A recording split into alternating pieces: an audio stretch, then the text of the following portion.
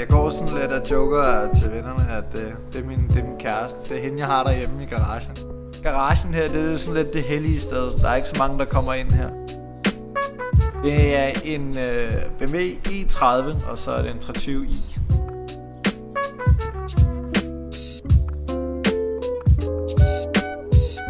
Den ser langt fra ud, som da jeg købte den. Det meste er selv bygget. Altså alt man ser på den, altså skørtesæt og alt og fælge, og det jeg har stået selv med fingrene i det.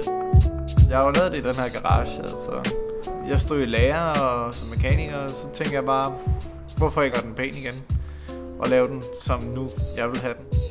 Der er mange, når man kører rundt, og så en tommelfinger, den ser godt ud, og så kan man jo bare nikke og så sige tak. Så det er sådan noget, der giver et smil på læben og gør jo, det er fedt at køre BMW, ikke? Og også at man har lavet sit eget projekt. Folk kan sige, okay, det han har lavet, det ser godt ud. Det er svært at kunne beskrive, altså man skal eje en BMW, før man sådan rigtig finder ud af, hvordan det er at have sådan en. Og gå og have sit projekt, ikke? Fordi det er jo et projekt, der aldrig bliver færdigt. Den skal være perfekt på en måde, ikke? Men den er jo langt fra perfekt, fordi der er sådan lidt hister her. Så der er skruen ud af den fuldstændig. Altså BMW er vejen til køreglæde, altså de kører godt. Altså når du er ude og køre BMW, du kan mærke det. Det er en BMW, du kan mærke, at det her, det kører bare bedre end bilen ved siden af. Det kører bare bedre. Det er det, der tiltaler mig. Det er det, der fascinerer mig ved BMW, at det er en bil, der er meget mere anderledes end alle andre biler.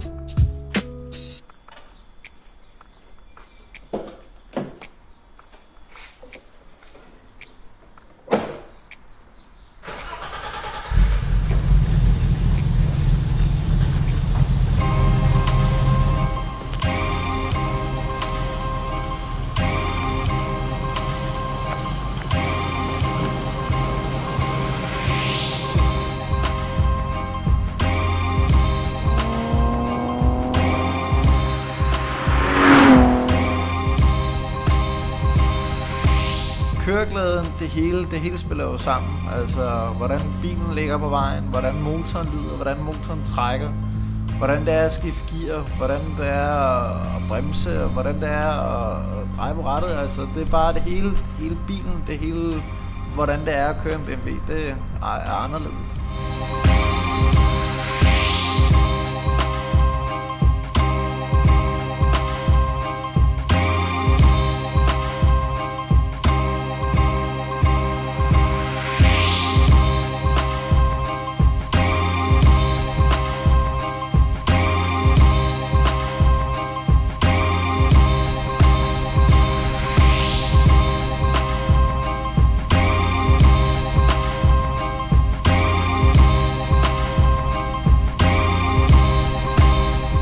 Det er en del af charmen, at man, når man kører i 30'er, altså, der er jo ikke aircondition, det er der ikke i min bil, altså, hvis man sidder i en dag, hvor det er 30 grader, og man sidder og bare kampsveder, så tager man det med, og så skruer man bare op for blæseren og åbner ruderne, og så er det, man bare sidder der og hygger sig, og bare, ja, det er sgu varmt, men det er sgu hyggeligt, fordi man sidder i sin bil, og man har det bare hyggeligt. Det er de frustrationer her, det tager jeg som charme ved at køre i sådan en gammel bil.